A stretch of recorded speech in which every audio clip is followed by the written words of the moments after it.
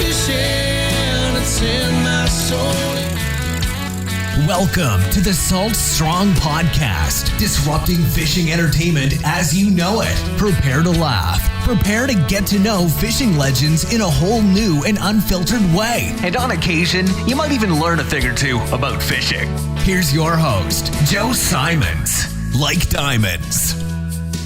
Hello, Salt Strong Nation. Joe Simons, like diamonds. And I'm here with Luke Simons, like diamonds. That's a week like diamonds, dude. Why not? People complain. We had some people complain at the New Year's. They said, oh, we don't like the high pitch like diamonds. Get rid of it completely. So you guys tell me what you like. Do you like just the Joe Simons, or Joe Simons like diamonds, or Joe Simons like diamonds, or Joe Simons like diamonds? It's funny. And so for those of you who hate that, honestly, it bugs me. I got to put throat drops in every day. It's such a high pitch. It kills my throat. But I stopped doing the like diamonds this is a few years ago. You know, people on Facebook and YouTube like, man, cut out with like diamonds. We've heard it already. The one guy had a really inappropriate comment I can't repeat on here. And so I stopped it. And then all of a sudden, people started saying, hey, I kind of missed the like diamonds. And some of the same people that hated it said, I did hate it, but I don't know, it's just kind of catchy and it got me excited to listen. So I'm in a quandrum here, a pickle, if you will, on keeping it. So let us know. Comment down below about the like diamonds, or maybe just do it Joe Simons like diamonds, and just it's maybe more of a natural flow. What do you think about that, Luke? I think that high pitch one is definitely a love-hate relationship. It was interesting. There were a surprising lot of people that missed it. I personally did not miss it. And what's funny, you've been out in the boat with me many times. This didn't happen once or twice. This is countless times. It happened last week, actually. And people will go by us and see the Salt Strong boat, or they recognize us, and they will yell out one of two things: Salt Strong, Slam Shady, or like diamonds. It's like it happens all the time. And someone just recently did that to me, like diamonds. So I know it's catchy and people will remember it, which is what it's all about. So anyhow, this is about the 90-10, not about like diamonds. So if you're not familiar with the 90-10 zone, it essentially means that 90% of all the feeding fish can be found in just 10%. So a really small segment or a percentage of that area at any given tide, time of day, etc. And Luke, we've taken the drone up. We've proven this. I mean, anyone who's fished enough, most guides will agree with that. Like, yeah, if you're looking at any body of water, about one small little area is usually where all the feeding fish at least, are going to be found. What are your thoughts on this? Yeah, I mean, I think although this podcast started with a very not very meaningful or important discussion of intro, that's not true at all. Intro quotes. This 90-10 principle is extremely important. This literally is the number one thing that we need to have in mind.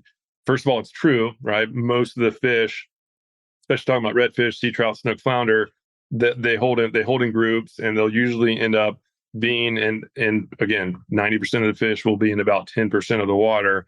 And so if we don't have that at top of mind when we're out there fishing, we're gonna, statistically, we're gonna be most of the time in dead zones, in spots without much fish. And as long as we're just thinking about, okay, are there fish here?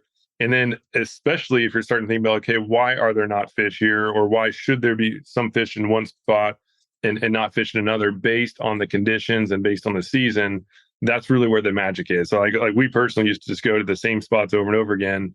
And we were just, oh my gosh, like this spot should be good. We caught a bunch of fish here before. Why was this terrible? The conditions change, like fish move around. And so, just focusing on, okay, am I in a 90-10 zone? Yes or no, throughout the day is the most important thing you can do, in my opinion. Yeah, you nailed it. The 90-10 zone, the great news is that once you find it, you're in the honey hole. That's a honey hole. Bad news is it moves every single day, as Luke said. I mean, so if you fish the same spot over and over again, it will be the 90-10 zone every once in a while. It just won't always be the 90-10 zone, assuming it's got the right amount of structure and bait for certain trends. And so if you aren't in the 90-10 zone, as Luke said, your chances of getting skunked and going home looking like a knucklehead and going home with your head held low or going back to the ramp and hoping and praying that no one asks you how the day went, or having to go back to a spouse that says, "Hey, I gave you the hall pass. How many fish did you catch?"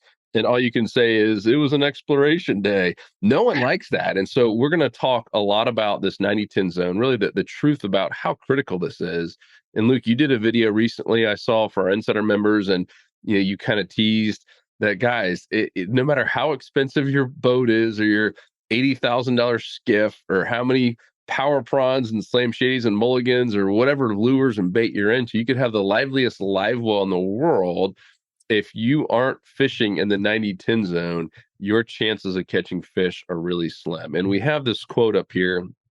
Paul Johnson, if you've ever read The Scientific Angler, it's kind of like the Bible on fishing, and he was more into bass fishing, but everyone who is serious about fishing, has read this book or heard bits and pieces of it. And Paul Johnson was famous for going underwater, scuba diving, that is, and actually filming all of this to document it. And he's documented everything from colors and what colors do underwater to really studying what fish do in their own environment. It's easy to say, "Oh, here's what we found on a drone," or "Here's where we caught fish," but he learned so much just from going underwater and being still and filming this. And so here's what he says. If you're listening, if you're watching, you can read it yourself. But it says, in any given body of water of which I've dived, less than 10% of the underwater acreage has held 90% of the game fish population. All too often, the fisherman has absolutely no clue that he is cruised by some of the finest fishing areas he could imagine in his wildest dreams.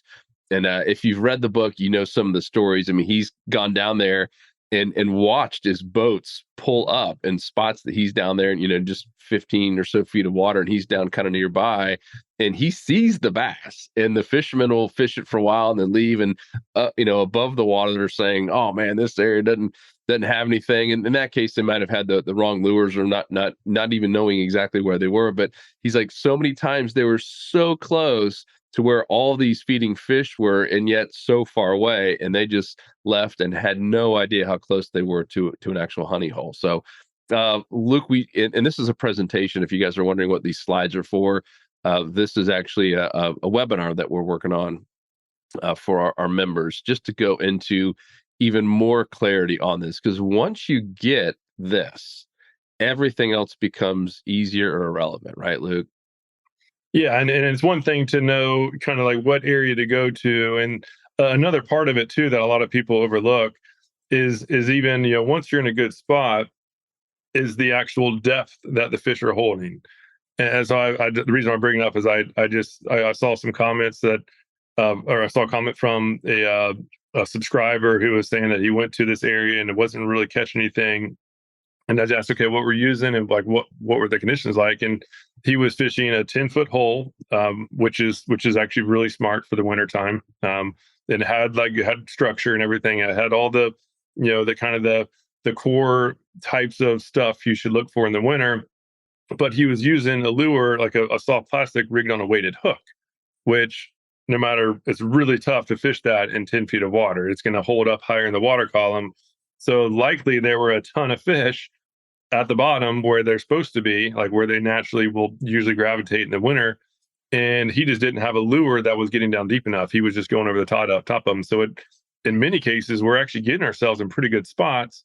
We're just not using the right gear to actually attract them and get their attention. So it's we need to think about geographically where are we, but we also need to think about the water column, like what areas of the water column those fish are. And just an easy tip for winter, which is where we're at as we're filming this, it's almost always on the bottom. Most of the feeding activity happens on the bottom. So if you're not bouncing bottom or like feeling the bottom on literally every cast, you're probably not fishing deep enough. You probably need to add some more weight, or choose a different lure that can get down a little bit deeper. Just want to throw that out there. Cool. All right, well, so let's talk about that. We're in winter as we're filming this. It's chilly. I got a hoodie on.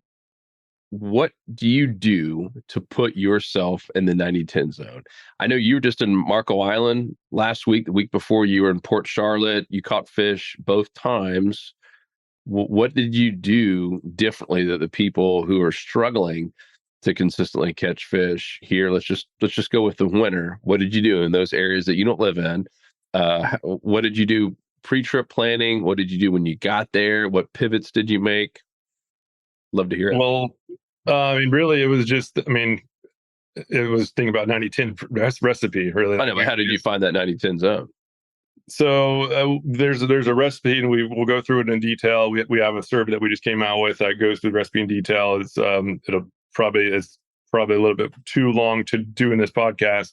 Yeah, let's tell them where that is. If you're an insider member, we already gave this to you, but if you're not, we put together a really cool recipe where we get on satellite maps. It's going to be a whole lot more in depth than this. So if we wouldn't even mind if you just skip the rest of this podcast and go there right now and opt in. We actually give you a customized one for your state, so you'll actually get to see us getting on maps, or really Luke getting on maps in your state and showing how he uses this recipe to find honey holes. And it's saltstrong.com/recipe. That'll take you right there. So saltstrong.com/recipe. Once again, if you're already an insider member, you don't need to go there. It's already there. It's a whole mini course we put together for you guys. But if you're not an insider member, or maybe you're on the fence and you want to say, I want to see more about what these guys are talking about, go there now. Or stick around to the end, but it's saltstrong.com/recipe. So sorry to interrupt there, but I know that some people probably just want to go there now. Yeah, again, that's the number one thing to think about. So if you're not consistent in catching fish during the winter, that is a must-watch lesson. It is crucially important. I used to think that wintertime the bite was tough. That after cold front would come through, I was going to go fishing. Right, this fish. I used to use the term lockjaw. Yeah. And now that term is totally bogus. Get that out of your vocabulary.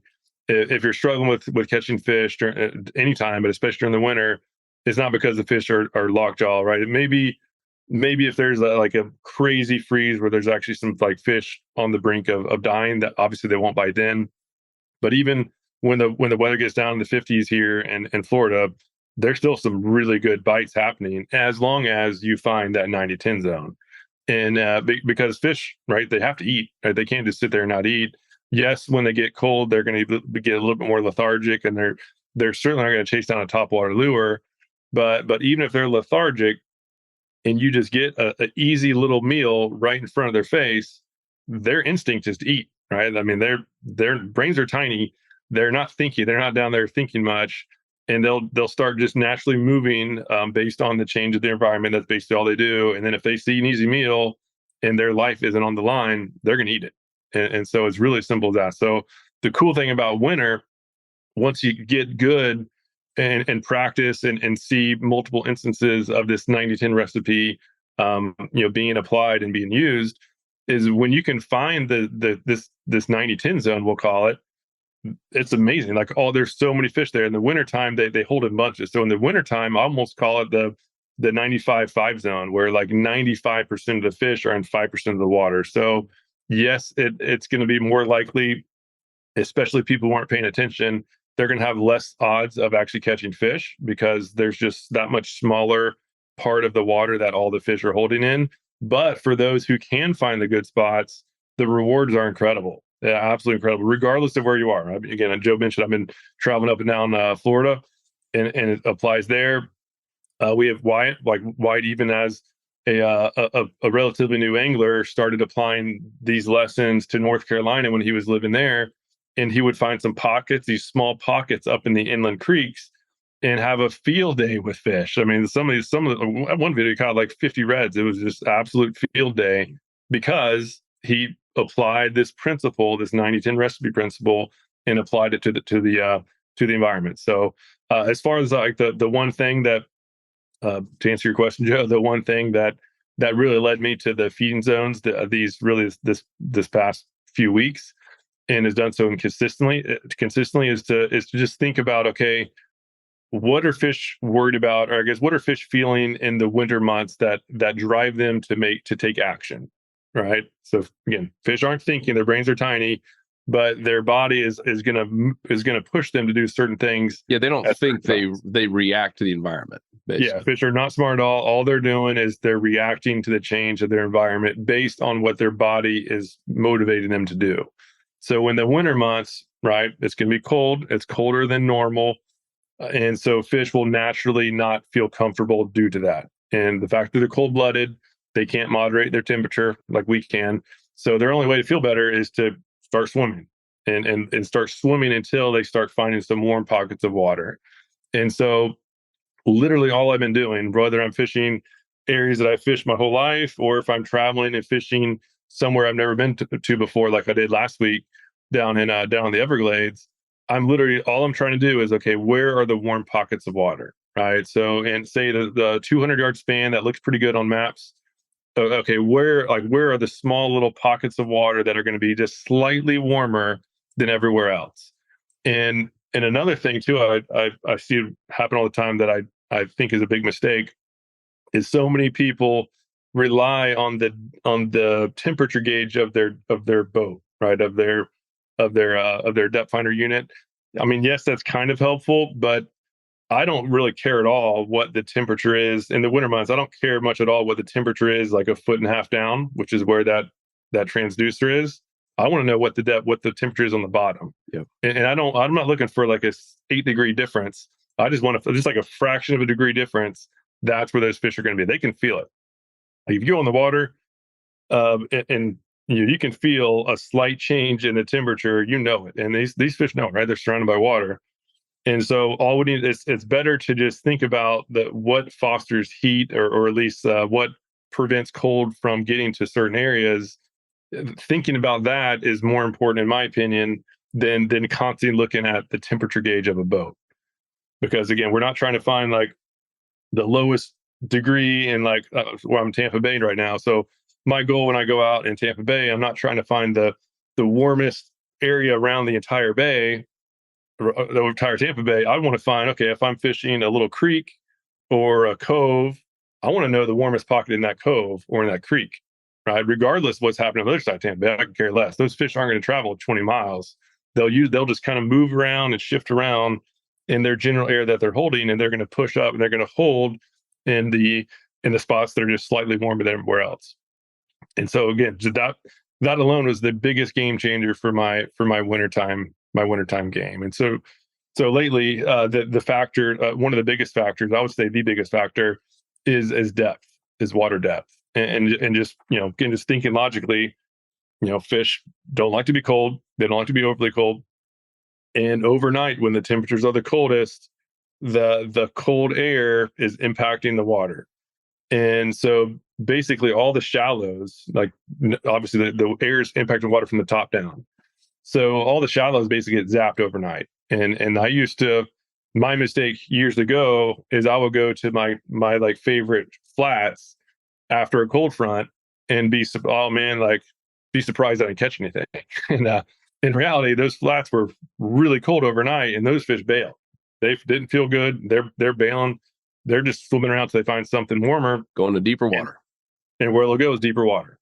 But you need to find deep water with structure, right? So they're not just going to sit out in the middle of a channel and on sand, because now they're going to be easy pickings for a dolphin or shark or whatever is coming by. So the key, and what all I've been doing is just looking for, in whatever area I'm fishing, I want to find the deepest structure I can possibly find. And so like down the Everglades, it was just going into the creeks, into the channels, and just look at the map on like where, and I could pull up a map.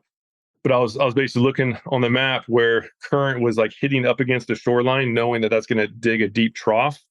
And I was looking for spots that were like 10 feet or more. And literally we went to 5 spots, and we had action in all 5 spots. It was literally that simple. And especially when we got a deep hole with structure, and we could have caught as many trout as we wanted to. And the ladyfish were so bad, it was actually a nuisance. But there was just life, right? The life will naturally gravitate towards those warm pockets of water. And so we weren't using the depth finder to find that. I was using our smart fishing spots platform, where you can actually see the bottom contour, and then on the almost, it kind of looks like Navionics type map. And then you can also quickly switch over to the satellite view where you can look for trees and look for above the water type structure that comes up against the deep pockets. So that was it. Like, and it was shockingly effective. And so you said number one is depth. I assume number two is probably wind because of that. You're trying to find some wind protected areas as well. Yeah, but I mean, if it's super cold and they get in like 10 feet of water, the wind isn't that big of a deal. They just because we're talking 10 feet of water, like even if it's wavy, that's not going to be that much of a determining factor down deep. So the like after a front in particular, I'm just looking for deep water. And like it, and I had a good trip in Boca Grande recently, and this was after a severe cold front, like that one right after Christmas. And I went to this area, and it was the spot that I've known, so I wasn't using the map on this one because I just knew the spot. But there's this really big bay that's all about like, I don't know, 3 to 1 feet of water, and it has a lot of structure. Like during the summer and fall, it's great because there's going to be a lot of life up in there, a lot of crustaceans in the grass. Usually has a lot of mullet. And then there's one spot. There's like a nice little constriction zone that all the water has to go in and out of, and so it digs a trough that's about 6-7 feet deep. And so that one hole is surrounded by all the shallow water nearby. And after the cold front, I was like, okay, I know this bay holds a lot of life, and I know that it's been really cold lately. So all that life surely gravitated toward that hole. And the answer was yes. Then we had a good day there. So and so it's not like you have to find a certain depth or a certain water temperature.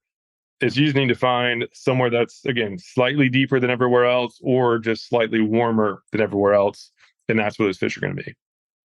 Cool. Yeah. While you pull up the map, one of the things that helped me a lot, and I think Luke, you might have told me this, was when you're looking at a new area on, like, let's just say a satellite map, instead of just trying to find the honey hole, the 90-10 zone, sometimes it makes more sense to eliminate stuff first.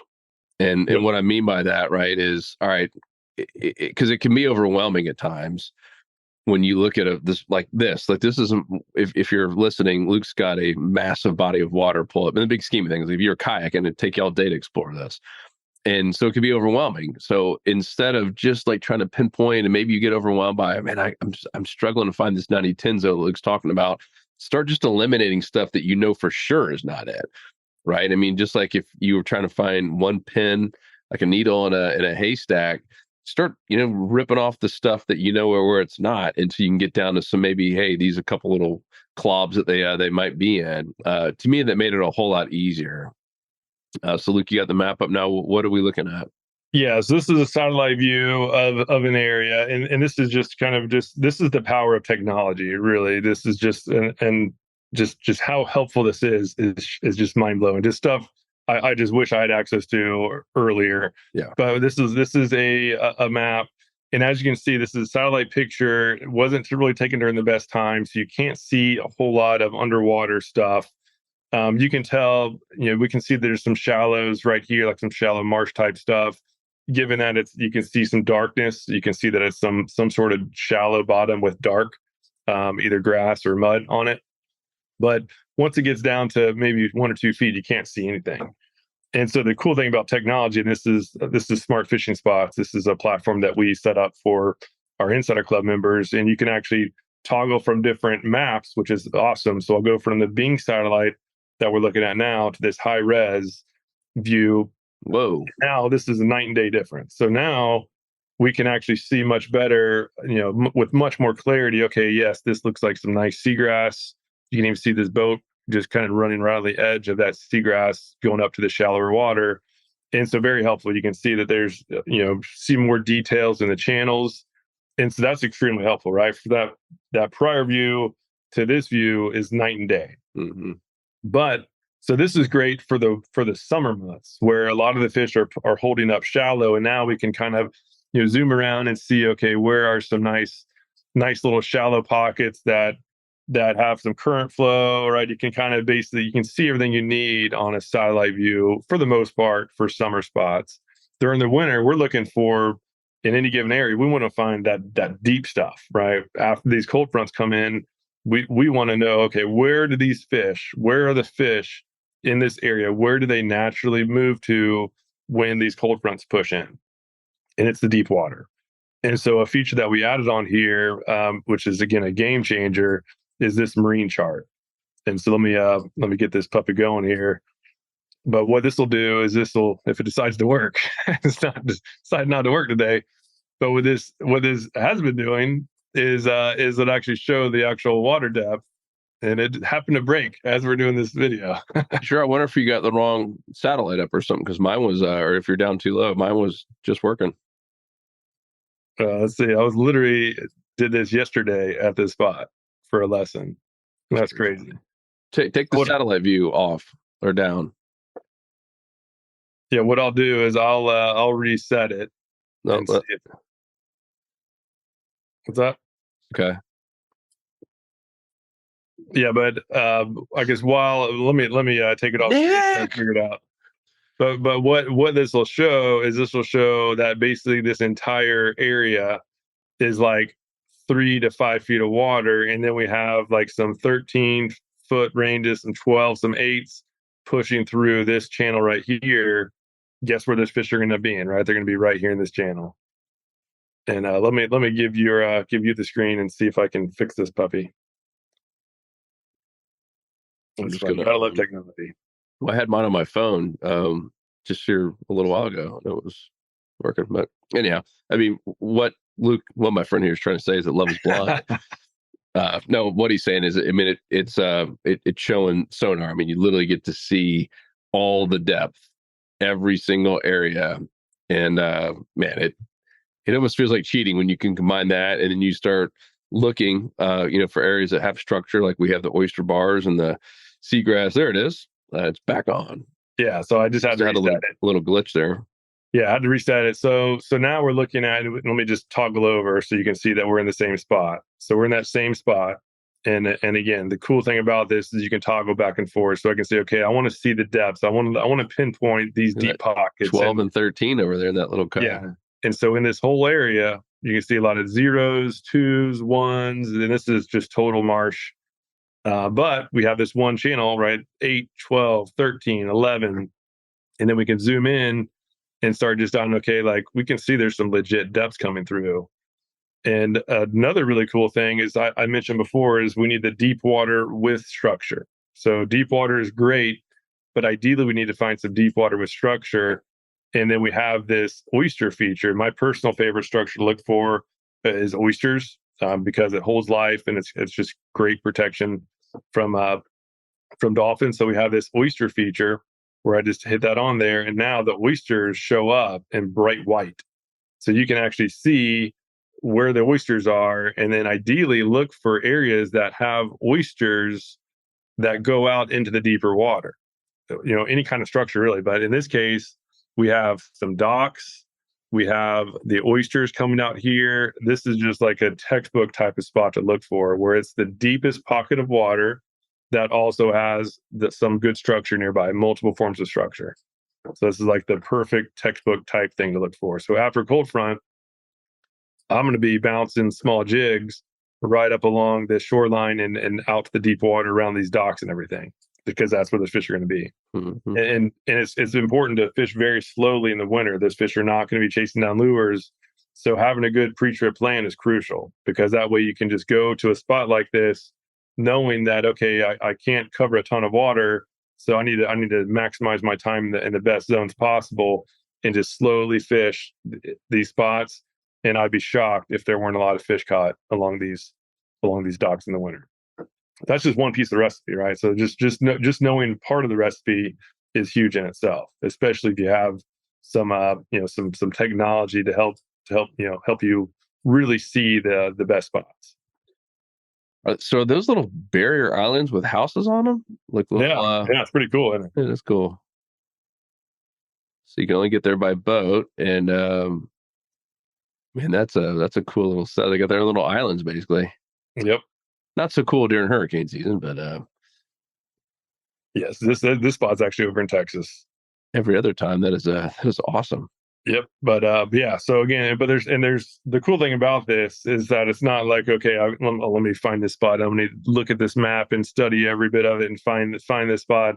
There's a million spots like this all around the coastline. So it's not about trying to find one spot in particular. It's just get the recipe, right? Take the survey, get the recipe, and then apply it to literally whichever body of water you're fishing. This isn't a one thing. You might find like one spot in Tampa Bay that matches it, or one spot in Sarasota, or wherever you're fishing. There's going to be a ton of spots, and they'll change as the wind changes, as we're trending warmer or trending cooler. Fish move, and that recipe will just help make sure that you accurately predict, what the fish are going to be doing given the conditions, so that you can maximize your time in the feeding zones and not waste your time in those dead zones. That's awesome. I'm curious, what lure are you using? Like power prawn on a jig head in these deeper areas, or what? Yeah, I mean, right now the power prawn and the power prawn junior in particular has been my go-to. It's been most right. That's literally what I've been catching all the best fish with lately, and bouncing slowly on the bottom. And many times in the winter, the prey are getting small. There's gonna be less bait fish in the area, and just shrimp seem to just be a good popular food source, and it's pretty easy for fish to catch. And so just a slow bounce on the bottom, and the fact that these fish are holding their structure. I don't have the jig head here in front of me, but we have this new football jig. It's a weedless football jig that we actually designed for the power prawns, and so it's a football shape, and it helps make sure that when that shrimp lands on the bottom, its tail stays up, and that it can't wobble. Right, it can't wobble back and forth. It'll sit there nice and natural. So when you bounce the bottom and hold it, this shrimp will kind of settle down just like it does naturally, and then bounce up to the next one, and it drives the fish crazy because it's just they're there, right? You put it in a good spot, and then as you do a slow little bounce right in front of their face, they're going to eat it, right? It's their natural instinct is to strike. They see an easy meal, and it looks natural. It has motion that resembles how they naturally move. They're going to eat it. And so it's called the Haas weedless football jig. The quarter ounce has been my go-to, but if I'm fishing the deepest pockets that are more than, say, 15 feet, actually more than 10 feet of water, I'll often go to the half ounce size. One trick, if you get into a spot and there's a lot of ladyfish, which is often the case, because those ladyfish they're cold as well. They're going to gravitate toward the warm pockets.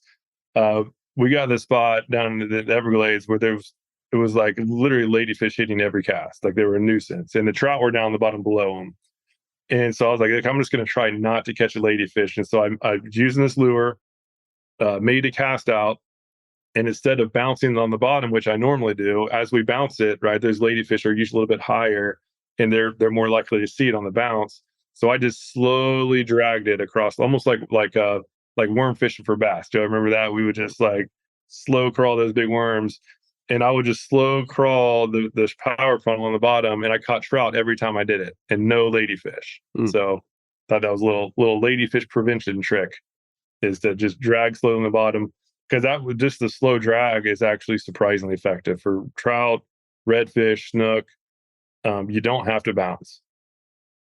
Yeah, I was up in Georgia for New Year's, and it got cold this year. I mean, that Christmas and a couple of days after Christmas, it was down in the teens. I mean, it got below 20 that one day, and then the next day was at 20. So the water got cold, and the water's crystal clear. And we're fishing lakes up there, and I had the Power Prawn Junior on that same Haas Helix, or not Haas Helix, the Haas jig head, the smaller one. And I'm watching, I could see all the way down on the bottom, and I'm watching what was happening. And so I'd let it hit the bottom, and then I would just do that rod tip shake. So I'm not reeling, I'm not popping. I'm almost kind of dragging it, but just kind of shaking it in that thing. And they'd all the bass, because they're not hitting top waters in the winter. They're all down at the bottom, by the way. So I mean, I could literally see pockets of bass all at the bottom, and they would all kind of come up and like almost kind of look at it and explore it. Like, what is this thing? And then the second I would get one, I'd keep shaking it, and one would finally, like, one would always be like the brave one and come up and kind of get real close to it, and I'd just barely move it, like barely drag it, and that's when they would attack it every time. The second that it started trying to go away from them, they couldn't resist it. They would literally, and we had so much fun doing that. We caught bass till we were tired, and most of it was like that. But had I done big pops, they were just almost kind of too lazy and lethargic to go for it. But if I just did nice and slow, they'd kind of slowly come over to it. And as long as there was some movement, it was, and then I could recreate that. And there was a couple deeper areas where I couldn't see the bottom, and I would just recreate that, and it kept working over and over again. It was really cool.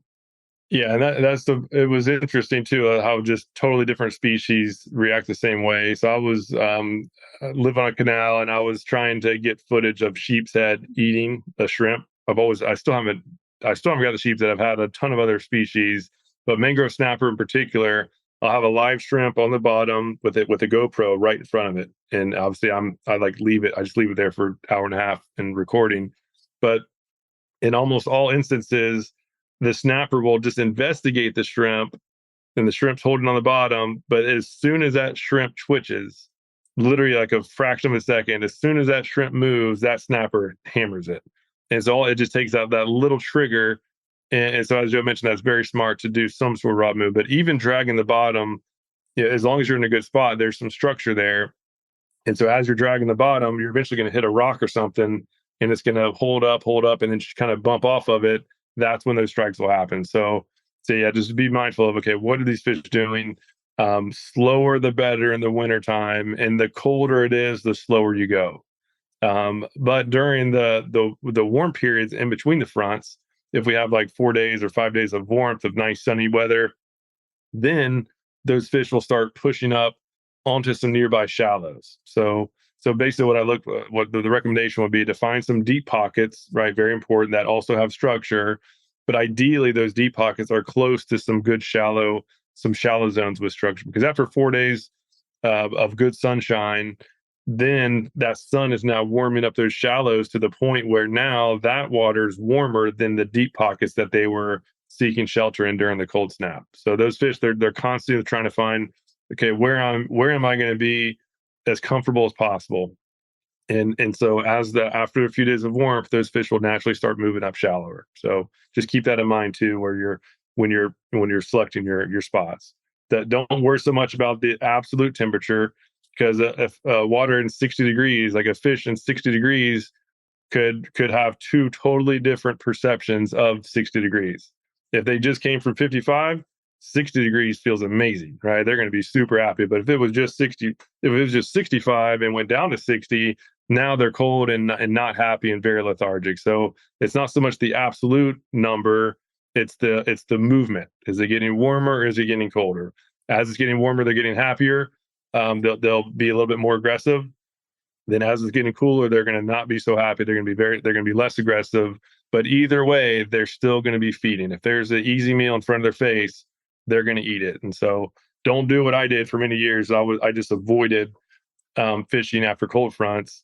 Now I love it, because now I know as long as I find that 90-10 zone, I'm going to have a ton of fish to target and likely catch a bunch of fish in one spot without having to move around. So that was the biggest lesson I learned over the last 10 years, as just wintertime fishing can be awesome, even if there's a severe cold front, as long as those fish aren't precariously cold.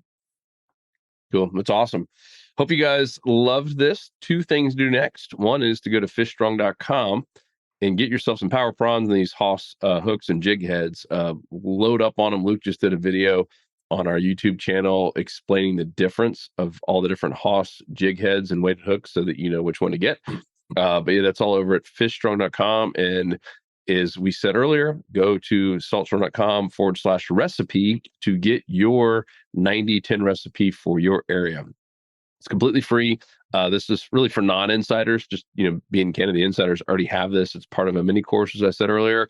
But if you're not an insider, you're on the fence, and you just want more of this and really want to dial in the 90-10 zone in all seasons, not just winter, then go to saltstrong.com/recipe and tell us where you are, and we'll shoot that sucker over to you. It's pretty awesome. Yeah, and so if you all remember, the mini course came out recently. So you can go to the fishing tips section, and just use that search bar. That search bar, you can really find everything you need. Yeah. In that search bar, just type 90-10, and then that'll pop up. And it's super quick search, and check it out. You'll see you have full access to all of them. I would say just pick your state, and you'll be able to see some localized intel to really, and just show examples of exactly what to look for, so that you can just have the best odds as possible of finding those 90-10 zones. And obviously, our weekly insider reports and game plan lessons will give you the recipe in action over time as well, right? So we're going to continually be showing this, because this is going to be in effect for at least the next few months. So as you get better and better, this wintertime fishing is an absolute blast. Love it. All right, guys, you know what to do next. Go to fishstrong.com, get your tackle, and then go to saltstrong.com/recipe if you're not a member, and get your 90-10 recipe for your state. Otherwise, we will talk to you on the next episode. Peace. We out. Whoop, whoop. See ya. 'Cause fishing, it's in my soul, it was past